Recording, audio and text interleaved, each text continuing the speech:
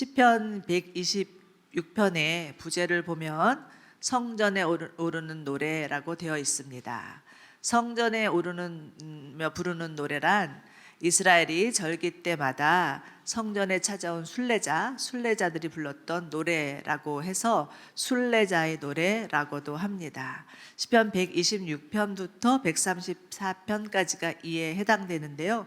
그중 오늘 읽은 시편 126편은 남유다의 포로 귀환을 배경으로 하고 있습니다.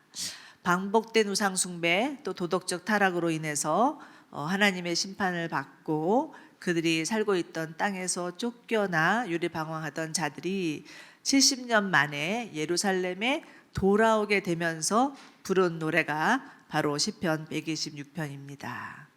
여러분, 말이 70년이지 그동안 이들이 얼마나 고통스러운 세월을 보냈을지 한번 상상해 보시기 바랍니다. 우리나라도 일제 치하 36년, 우리는 겪어보신 분들 여기 많지는 않으시겠지만, 그 시대를 사셨던 어르신들의 이야기를 듣거나 또 그 강점기의 역사를 보거나 또는 그 시대를 배경으로 한 영화를 본다면 우리도 모르게 수치와 모욕과 수치감과 분노가 일어나는 것을 느낄 수 있습니다.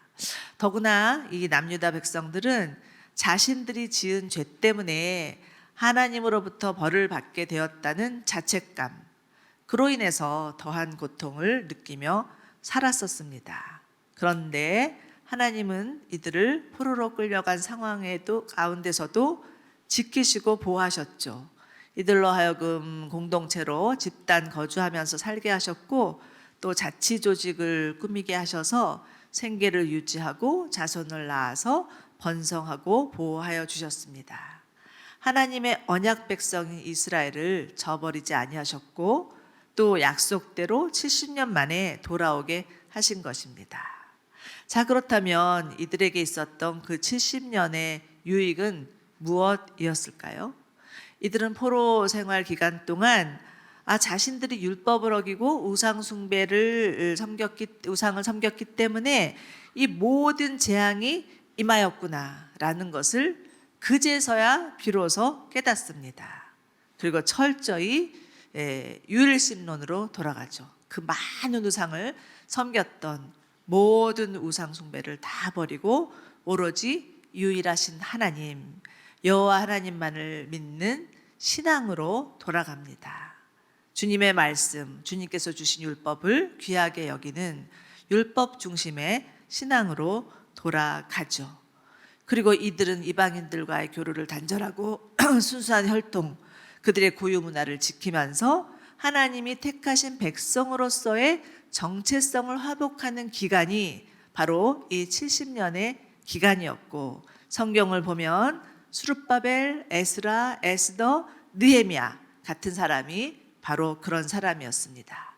고난을 통해서 하나님께서 이들에게 허락하신 고난을 통해서 알게 된 영적인 깨달음이었습니다. 이들에게 바벨론 포로로 끌려가야만 될 것이라는 말씀을 전했던 예언자가 있죠. 예레미야입니다. 여러분 예레미야 기억하시죠? 예레미야는 남유다 백성들을 향해서 너희를 향한 나의 생각을 내가 아나니 재앙이 아니라 평안이요 장래의 계획이요 소망이라 라고 전했습니다. 그러나 이것을 인간적으로 생각하면 받아들이기 힘든 거였죠. 어떻게 바벨론 포로로 끌려가는 것이 하나님의 계획이고 재앙이 아니라 평안인가? 도저히 받아들일 수 없어서 예레미야의 말을 반박하고 거절하고 예레미야에게 모욕을 주고 수치를 주었던 그런 이스라엘 백성들이었지만, 말씀 그대로 남유다의 바벨론 포로 기간은 70년 동안으로 끝나고 그 기간은 재앙이 아니라 그들을 향한 하나님의 계획이요 소망이었습니다. 사랑하는 여러분, 이제 2022년도 며칠 남지 않았습니다. 올해로 코로나 3년째이죠. 어찌 보면 코로나 3년째가 되니까 이제서야 비로소 그 코로나로 인한 여파가 눈에 보이는 그 시기가 올해가 아니었나 싶습니다. 많은 장사를 하시고 또 작은 사업을 하시던 분들이 문을 닫을 수밖에 없는 그런 상황에 놓였을 것이고요. 또 직장에서 직장 해고를 당하시는 분들도 많으셨던 것 같습니다. 교회도 예전에 비하면 한 70% 복구됐다고 해요. 아직 30%는 또 여러 가지 이유로 두려워서도 있을 수 있고 믿음이 식어서 있을 수도 있고 예배에 출석하지 못하고 있을 뿐만 아니라 작은 교회는 아예 예배를 드릴 수 없는 형편에까지 이르게 된 고난의 시간이었습니다. 그러나 우리가 이를 통해서 깨닫게 되는 것은 그동안 얼마나 우리 안에 거품이 많았었는지, 욕심대로 마구 살다가 얼마나 하나님이 우리에게 주신 자연을 훼손시켰는지를 깨닫게 되었습니다. 그리고 하나님 앞에 좀 더 겸손히 가까이 나아갈 수 있는 기회가 되었던 것 같습니다. 우리를 향한 하나님의 생각은 변함없이 장래의 소망이요 평안이요 계획인 것을 믿으면서 올 한 해를 마감하고 다가오는 새해를 맞이하시기를 바랍니다. 네. 주전 538년 바벨론을 정복하고 바사를 세운 고레스 왕이 자신이 통치하에 있는 민족들을 그들의 신앙과 문화를 지킬 수 있도록 허용하면서 바벨론 시대에 끌려왔던 포로들을 본국으로 송환하는 것을 허락합니다. 성경에도 이미 나와 있죠. 고레스는 하나님이 세운 목자다. 내가 그에게 기름을 부었다. 그로 인하여서 내 모든 기쁨을 성찰이라. 이사야서에서 이미 고레스에 대해서 예언하고 있었고 또 100여 년이 지난 이후에 그 예언의 말씀대로 고레스 왕이 이스라엘을 놓아주면서 하는 말이 있습니다. 하늘의 하나님께서 세상 모든 나라를 내게 주셨고 나에게 명령하사 유대 예루살렘의 성전을 건축하게 하였다라는 칙령이 남유다 백성들에게 공포된 것입니다. 정말 기가 막힌 하나님의 섭리 안에서 이루어진 일이었습니다. 그래서 이 남유다 백성들은 세 차례에 걸쳐서 이제 예루살렘으로 돌아오게 되는데 첫 번째는 수룹바벨의 인도하에 귀환한 사람들이었고 이들은 무너진 예루살렘 성전을 건축하게 됩니다. 그리고 두 번째는 에스라를 중심으로 한 귀환이었는데 이들은 말씀으로 돌아가자 이 모두를 일으켜서 말씀 운동을 일으키면서 언약 공동체를 세웁니다. 그리고 세 번째로 귀환한 사람들은 느헤미야의 인도 아래 온 사람들로서 예루살렘 성벽을 재건하게 되죠. 이렇게 해서 이스라엘은 선택받은 하나님의 백성으로서의 제자리를 회복하게 됩니다. 그렇기 때문에 바벨론 포로 귀환은 하나님의 약속의 성취였으며 하나님의 구원 역사를 이뤄가기 위한 예수님의 혈통 유다지파를 보호하시려는 하나님의 섭리가 드러난 하나님의 구속사였기 때문에 매우 중요하고 놓쳐서는 안 될 사건이 바로 바벨론 포로 귀환 사건입니다. 그러하기 때문에 이 남유다에게 있어서 예루살렘 귀환은 너무너무 기쁘고 흥분된 일이었겠죠. 당연히 그토록 그리던 집으로 돌아가는 길, 그들의 행렬은 차고 넘치는 기쁨의 행렬이었습니다. 자, 우리 다시 한번 1절과 3절 같이 읽어보시겠습니다. 시작. 여호와께서 시온의 포로들을 다시 데려오실 때 우리가 꿈꾸는 사람들 같았습니다. 우리 입에는 웃음이 가득하고 우리 혀에는 노래가 가득했습니다. 그때 이방 민족들 가운데 있는 이들이 여호와께서 그들에게 큰 일을 하셨다 했습니다. 여호와께서 우리를 위해 큰 일을 하셨으니 우리가 정말 기쁩니다. 아멘. 자, 남유다 백성들의 집으로 돌아가는 길, 그 길은 마치 꿈꾸는 것 같았습니다. 믿겨지지 않는 현실이 바로 눈앞에 벌어진 것이죠. 이들의 얼굴에는 웃음꽃이 피었고 콧노래가 저절로 나왔고 그들의 입술에서는 찬양의 함성이 터져 나왔고 그야말로 하나님이 행하신 제2의 출애굽 사건이었습니다. 주변 나라 사람들은 이를 보면서 아, 저들이 믿는 하나님이 큰 일을 행하셨구나. 정말 놀랍다. 이렇게 탄성을 또 질렀을 것이고 아마 이들은 예루살렘으로 돌아오면서 서로를 꼬집으면서 이게 도대체 꿈이야 생시야 이렇게 또 얘기하고 정말 우리에게 참 자유가 왔구나. 진정한 자유가 도래했구나라는 것에 감격하고 감사하고 눈물 흘리고 기뻐했을 것입니다. 그토록 기다리던 자유의 날이 돌아온 것이죠. 그런데 여러분 한번 생각해 보십시오. 그중 많은 사람들은 아마도 그 70년이라는 그 시간을 보내면서 하나님이 약속의 말씀이 있었음에도 불구하고 눈에 보이는 현실이 너무 암담하고 척박했기 때문에 돌아갈 것이라는 희망을 일도 가지지 못했던 자가 더 많았을 것입니다. 그런데 포로 귀환이라는 고레스의 칙령이 떨어지니까 너무 기쁘면서도 한편으로는 하나님께 좀 죄송한 마음이 들었을 것 같아요. 그러면서 믿음 없이 보냈던 세월, 허송세월한 것 같고 정말 믿음 없이 불평하고 불만하고 원망했던 절망과 낙심으로 살았던 그 시간들이 후회가 되었을 것입니다. 그렇지만 그 포로 기간 중에도 하나님의 약속대로 이루실 것을 믿는 사람들이 있었습니다. 대표적으로는 다니엘과 같은 자죠. 그는 예레미야서를 읽다가 하나님께서 약속하신 기한이 70년이라는 것을 알게 되면서 기도하기 시작합니다. 우선 하나님 앞에 나아가 자신의 조상들이 지은 죄에 대해서 간절히 회개하고 하나님의 용서와 자비를 구하고 하나님께 이스라엘을 회복시켜 주시기를 간구합니다.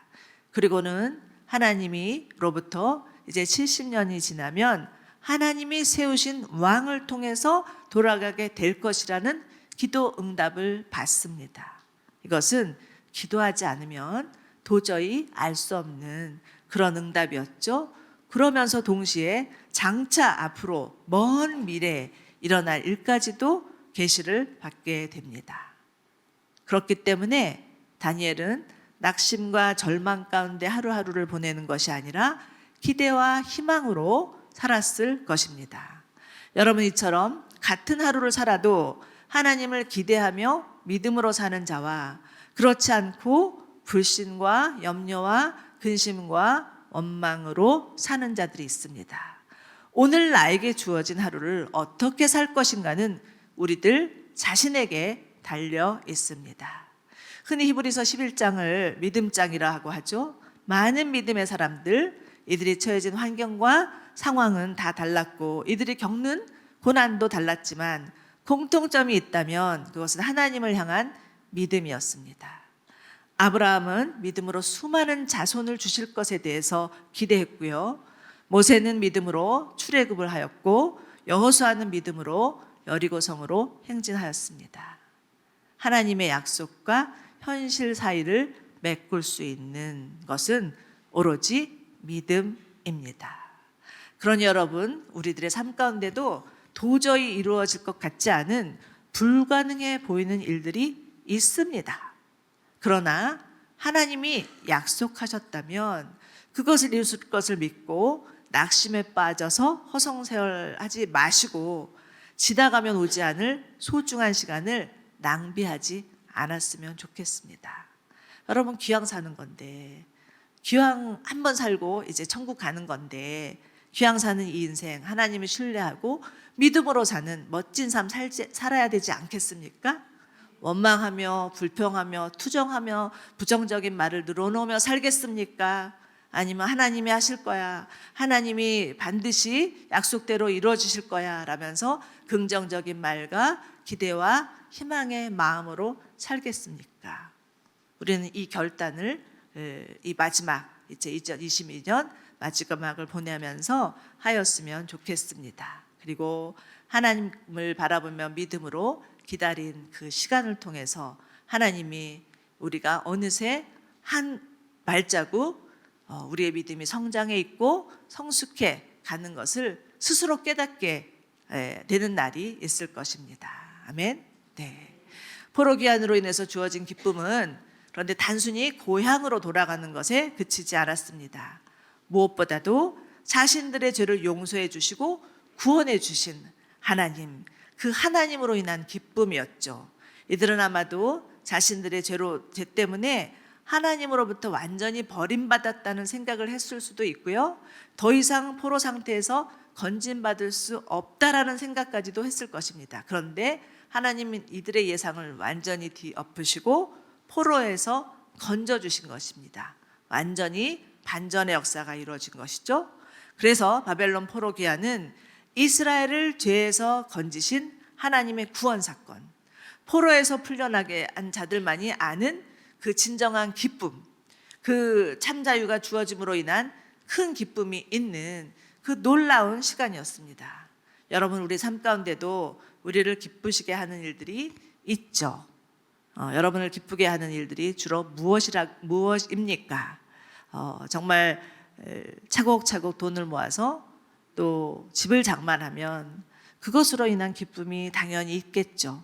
또 장성하여서 자녀들이 결혼을 하고 게다가 손주까지 낳아준다면 더욱 기쁜 일일 것입니다. 그러나 이러한 기쁨보다 더 큰 기쁨은 우리를 죄에서 건지신, 죄 때문에 포로가 되었던 우리를 건져주신 예수님으로 인한 기쁨, 우리에게 베풀어 주시는 구원의 기쁨이야말로 이 세상이 알 수도 없고 줄 수도 없는 기쁨이요. 마치 사마리아 여인이 정말 자신의 인생의 해답을 찾지 못해서 이리저리 방황하면서 이 남자 저 남자 품에 안겨 다니다가 예수님을 만나서 정말 영원히 샘솟는 기쁨을 누린 그 기쁨, 정말 존재론적인 기쁨, 그 누구도 알 수 없는 기쁨이 바로 이들에게 주어진 기쁨이었습니다. 그러니 여러분, 우리의 삶 가운데 주님이 주시는 이 기쁨을 빼앗아 가려고 하는 수많은 사건과 사고와 상황들이 산재되어 있을지라도 우리를 구원하신 예수님, 그 예수님을 생각하면서 이 기쁨을 놓치지 않으시기를 바랍니다. 어떤 상황에서도 우리를 구원해 주신 주님으로 인해서 주시는 기쁨을 소유하는 자들이 되기를 원합니다. 사도 바울은 빌립보서에서 감옥에 갇혀 있으면서도 빌립보 교회를 향해서 너희는 주 안에서 기뻐하라. 내가 주 안에서 기뻐하니 너희도 기뻐할지니라라고 계속해서 거듭해서 반복하면서 강조하며 권면하고 있죠. 왜요? 아무리 감옥에 갇힌 상황이라 할지라도 주님이 함께 하시고 주님이 우리를 건져주신 그 기쁨에 비하면 지금의 고통은 아무것도 아니라는 것을 알았기 때문에 고난당하고 있는 빌립보 교회에게 그렇게 자신 있게 당당히 권면할 수 있었던 것이죠. 우리 또한 우리의 삶 가운데 수도 없이 기쁨을 앗아가려고 하는 작고 큰 여러 가지 많은 일들이 있겠지만 주님을 생각하며 주님께서 우리에게 주신 구원의 기쁨, 이 기쁨을 놓치지 않고 그 기쁨으로 말미암아 승리하는 저와 여러분이 되시기를 축원합니다. 자, 그런데 바벨론 포로에 끌려간 자들이 다 돌아온 것은 아니었습니다. 여전히 바벨론 땅에 남아있는 자들이 있었고요. 또 돌아온 자는 소수였습니다. 막상 예루살렘에 도착해 보니까 예전의 예루살렘이 아니었고 메마를 대로 메마르고 황폐해질 대로 황폐해져서 정말 해야 할 일들이 너무나 수두룩 많았고요. 돌아온 사람은 소수였기 때문에 이 도시를 재건하는 일은 역부족이었습니다. 돌아온 자들은 바벨론 땅에 여전히 남아있는 자들을 위해서 기도합니다. 4절인데요. 오 여호와여, 포로된 우리를 남쪽의 시내처럼 회복시키소서. 간절히 기도합니다. 포로기한 칙령이 발표되었음에도 불구하고 여전히 바벨론에 남아있던 사람들, 그 사람들은 돌아오지 못하는 여러 가지 이유가 있었겠죠. 피치 못할 사정들이 있었을 것입니다. 연로하신 부모님 때문에 그 먼 길을 여행할 수 없는 가정도 있었을 것이고요. 정말 아이가 이제 갓 태어나서 그 아기 때문에 또 움직일 수 없는 그런 가정도 있었을 것이고요. 바벨론에 가서 고생하다가 안정된 직업을 찾고 집도 장만하고 또 재산도 일궈놓고 또 자녀 교육도 있고 돌아갈 수 없는 여러 가지 합당한 이유들이 있었을 것입니다. 그러나 시편 기자는 하나님이 계획하신 미래가 포로 상태에 있는 이방 땅에 있지 아니하고 예루살렘에 있다는 비전을 갖게 되기를 바라면서 하나님의 일을 위해서 하나님의 언약 백성들이 도전을 받고 약속의 땅으로 돌아오기를 간절히 기도하는 것입니다. 자, 4절을 보십시오. 회복이라는 단어를 주목하시고 그 회복이라는 단어에 동그라미를 쳐보시기 바랍니다. 개역 개정에서는 돌려보내소서라고 번역하고 있는데요. 하나님의 부르심에 귀를 기울이지 않았던 나머지 사람들이 돌아오기를, 이스라엘에게 주셨던 하나님의 비전이 회복되기를 간절히 바라는 것입니다. 여러분, 하나님이 부르셨다고 해서 모든 사람이 다 예스 하는 것은 아닙니다. 어떤 사람은 장사해야 해서, 어떤 사람은 장가 가야 해서, 또 어떤 이들은 부모님이 병드셨기에 그 나름대로의 다 합당한 핑계들이 있습니다. 그리고 이는 물론 당연히 인간의 도리이자 의무이겠습니다만, 자칫 생활의 염려나 인간의 도리 때문에 하나님께서 우리에게 주신 비전을 잃어버릴 수 있다는 것을 주의하셔야 합니다.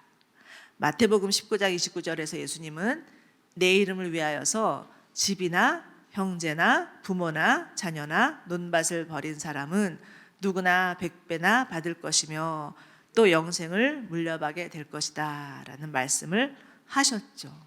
이 말씀은 예수님이 우리가 가진 것을 죄다 갖다 버리라는 말이 아닙니다. 무엇이 중요한지 우선순위의 문제이죠. 하나님의 사람이 하나님의 주신 비전을 버린다면 세상 사람들과 다를 게 하나도 없습니다. 세상 사람들처럼 똑같이 사느라고 급급하고 먹고 사는 일에 염려하고 세상 사람들이 가는 길을 다 따라가려고 한다면 무늬만 그리스도인으로 전락해 버릴 수도 있습니다. 그러나 그리스도인들은 그런 사람이 아닙니다. 하나님을 위해서 구별된 자들이고 하나님과 함께 하나님 나라를 건설하는 자들입니다. 예수님은 우리를 향해서 말씀하시죠. 너희는 무엇을 먹을까, 무엇을 입을까 염려하지 말고 자기 몸을 위해서 무엇을 입을까 염려하지 마라. 이 모든 것이 너에게 있어야 할 것을 내가 알고 있다. 너희는 먼저 하나님 나라와 그 일을 구하라.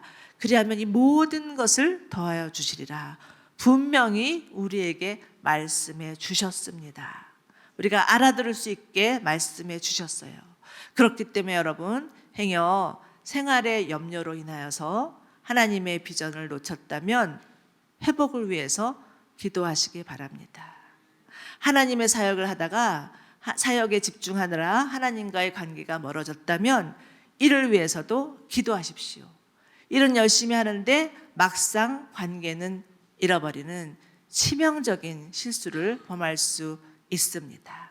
또 해결되지 않은 마음의 상처나 인간관계의 어려움이 남아있다면 이 또한 회복을 위해서 기도하셔야 합니다. 자칫 사단이 이를 이용해서 부정적이고 회의적인 마음을 우리 가운데 불러넣을 수 있기 때문입니다.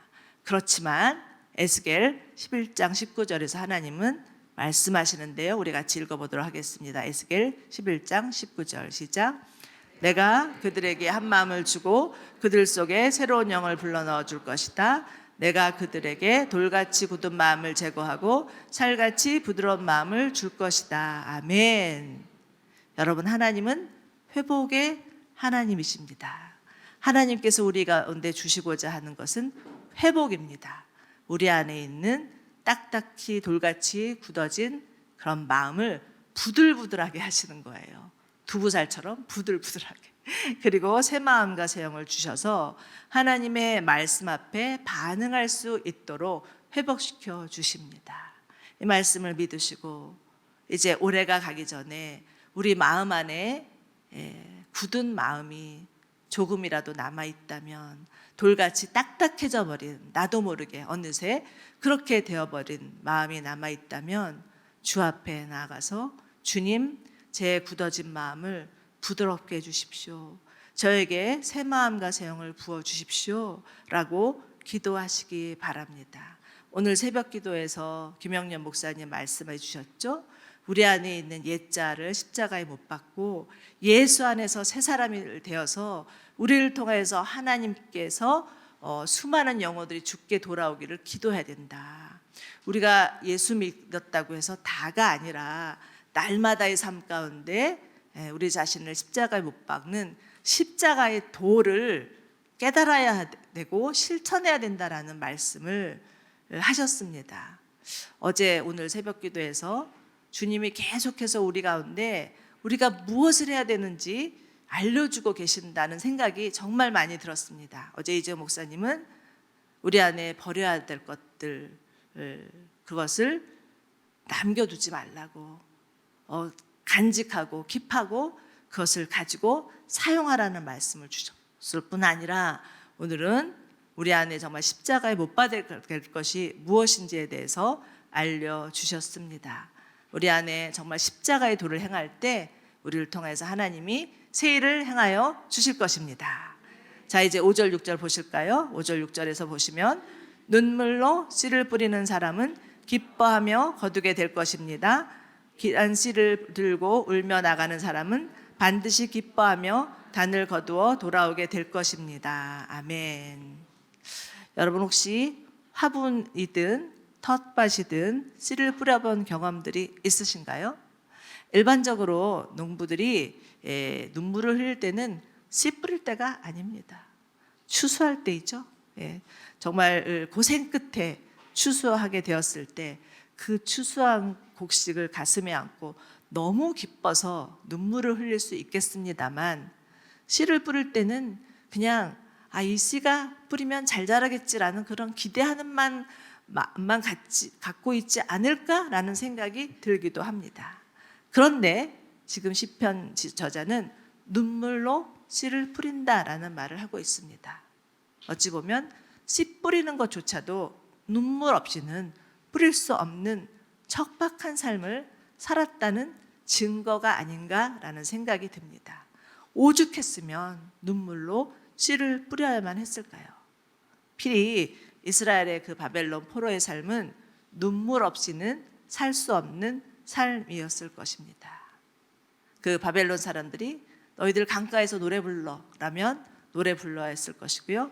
가서 일해라고 하면 일을 해야만 했을 것이고요. 에스더서를 보면 또 정말 그 이스라엘 민족, 유대 민족이 다 말살하려고 하는 그 사단의 계략에 넘어가서 정말 하루하루를 살얼음을 걷는 것 같은 나날을 보냈어야만 하는 것이 이 바벨론 포로의 삶이었습니다. 그러니 정말 날마다 눈물로 살지 않고는 도저히 살 수 없는 나날이 그들의 삶이었을 것입니다. 그런데 이 눈물로 씨를 뿌린 결과 드디어 마침내 고향으로 돌아오게 되는 기적을 맛보게 됩니다. 그러니 이들의 입속에서 눈물로 씨를 뿌리는 사람은 기뻐하며 거둘 것이다. 귀한 씨를 들고 울며 나가는 사람은 반드시 기뻐하며 단을 거두며 돌아오게 될 것이라는 말을 하지 않을 수가 있겠습니까? 저절로 터져나오는 함성이고 고백이었을 것입니다. 그런데 여러분, 이것이 어찌 이들의 삶뿐이겠습니까? 우리들의 삶도 마찬가지입니다. 눈물 젖은 빵을 먹어본 적이 없는 사람은 인생에 대해서 논하지 말라는 말이 있듯이 우리의 삶에도 눈물 흘려야 되는 수없는 상황과 사건들이 일어나고 있습니다. 아마 여러분의 올해도 쉽지 않으셨을 것입니다. 눈물 없이 살 수 있는 날이 몇 날이나 있을까 싶을 정도로 울 수밖에 없는 수많은 일들이 있었을 것입니다.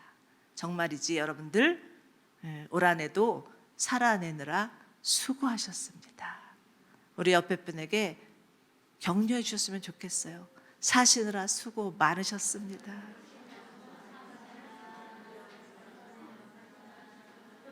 주님이 여러분들을 향해서 사느라 애썼다, 이렇게 말씀하고 계십니다.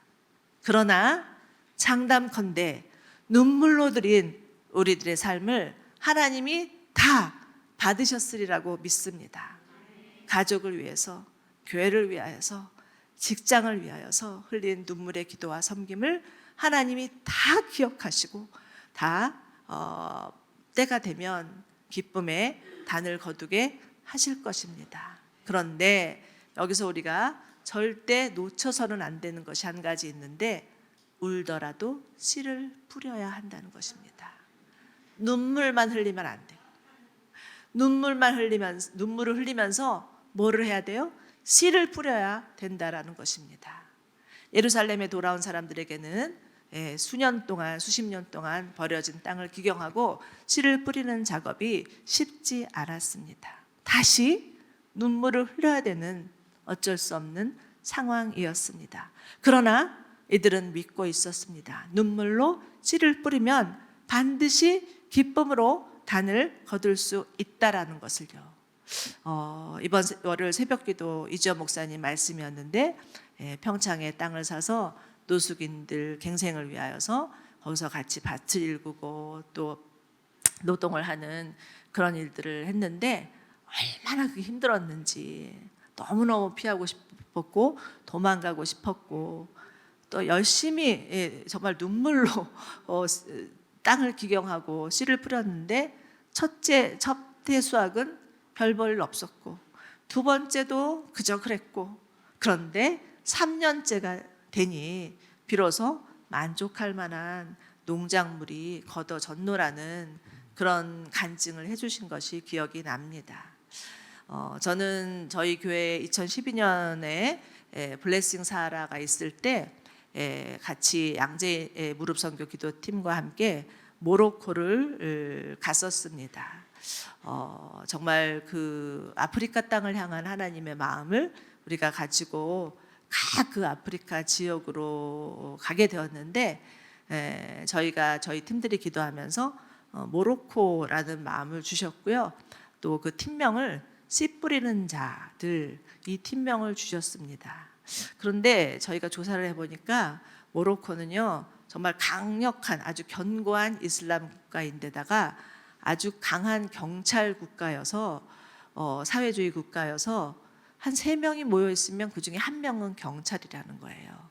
그래서 세 사람이 얘기하다가 언제 어떻게 고발당해서 경찰에 끌려갈지 알 수 없는 상황, 그런 감시가 굉장히 심한 그런 나라가 모로코였습니다. 저희가 모로코 땅에 가서 하나님이 가라고 말씀하셔서 갔는데, 그 땅에서 할 수 있는 것은 그곳에 있는 선교사님들을 만나서 위로하고 조용히 기도하는 일 이외에는 아무것도 할 수가 없었습니다. 조금 심란해지더라고요. 저희가 또 하나님 주신 마음이 있어갖고는 팀들은 막 20몇 명 됐거든요. 제가 이제 인솔에서 갔는데 이분들을 데리고 그 일주일을 뭐를 해야 되나, 이제 이게 고민이 되는 거예요. 그래서 기도하는 가운데 하나님이 그 땅에 말씀으로 씨를 뿌려라, 이 말씀을 주셨어요. 그래서 낮에는 가서 땅을 밟으면서 조용히 기도하고, 저녁에는 들어와서 호텔에 각자 2명씩 들어가서 신약 성경을 나누어서 마태복음부터 요한계시록까지 다 정해줘서 이제 말씀을 읽는 그런 시간을 가졌습니다. 그러면서 제가 우리 팀들에게, 여러분들이 지금 말씀 있는 것은 그냥 있는 것이 아니라 이 땅 가운데 말씀으로 씨를 뿌리는 것입니다. 말씀으로 씨를 뿌리면 반드시 그 씨앗이 언젠가는 때가 되어서 자라서 많은 사람들이 듣게 될 것이고, 그로 말미암아 열매 맺게 될 것입니다 라는 그런 말을 하면서 부탁을 드렸는데, 우리 팀들이 2명씩 짝을 지어서 호텔에서, 그것도 큰 소리 내면 안 돼, 누가 경찰인지 모르니까 그런 상황에서 말씀을 읽으면서, 정말 한국에서 말씀을 읽을 때하고는 전혀 다른 은혜, 정말 눈물 없이는 그 말씀을 읽을 수 없는 그런 은혜가 임하고 정말 하나님 말씀으로 이 땅에 씨를 뿌립니다. 이 말씀이 정말 씨앗이 되어서 땅에 떨어져 열매 맺게 해주십시오라고 돌아오는 그런 시간이 있었고, 돌아오면서 우리들이 모두 다 그 어떤 사역보다도 너무나 귀한 사역이었고 반드시 하나님께서 이 땅에 뿌려진 그 말씀의 씨앗으로 말미암아 열매 맺게 될 것이라는 확신을 가지고 돌아왔었습니다. 여러분, 우리나라 한국 교회를 한번 보시기 바랍니다. 한국 교회 한때는 근 1000만이라는 기독교 신자들이 있었죠. 지금 한 700만 이 정도 된다고 하는데, 이런 일들이 정말 일어나리라고 이 땅에 들어와 있던 선교사님들은 생각이나 하셨겠습니까? 예. 언더우드 선교사님의 기도문에는 이런 글귀가 있죠. 지금은 예배드릴 예배당도 없고 학교도 없고 그저 경계와 의심과 멸시와 천대함이 가득한 곳이지만 이곳이 머지않아 은총의 땅이 되리라는 것을 믿습니다. 주여, 오직 제 믿음을 붙잡아 주소서. 아멘. 여러분, 눈물로 뿌린 기도는 절대 헛되지 않을 것이고, 눈물로 뿌린 말씀은 반드시 때가 되면 열매를 맺게 될 것입니다. 가정을 위해서 눈물로 기도할 때 깨어진 가정은 회복될 것이고 우리의 자녀들은 주께 돌아오게 될 것입니다. 교회를 위해서 눈물로 기도할 때 교회는 거룩하고 순결한 교회가 되어서 이 땅 가운데 주님의 생명의 빛을 전하게 될 것입니다. 나라를 위해서 눈물로 기도할 때 반드시 이 땅 가운데 하나님의 공평과 정의가 솟아나게 될 것이고 하나님을 믿는 의로운 백성들이 일어나게 될 것입니다. 그러니 여러분, 울더라도 씨를 뿌리십시오. 기도의 씨, 말씀의 씨, 사랑의 씨, 감사의 씨, 가는 곳마다 만나는 사람들마다 그들을 축복하며 씨앗을 뿌리시기 바랍니다. 하나님이 주시는 각종 씨앗들이 있어요. 그 각종 씨앗들을 가는 곳마다 보는 사람마다 뿌리는 여러분들 되시기를 바랍니다. 눈물로 씨를 뿌린 자는 반드시 기쁨의 단을 거두게 될 것입니다. 아멘.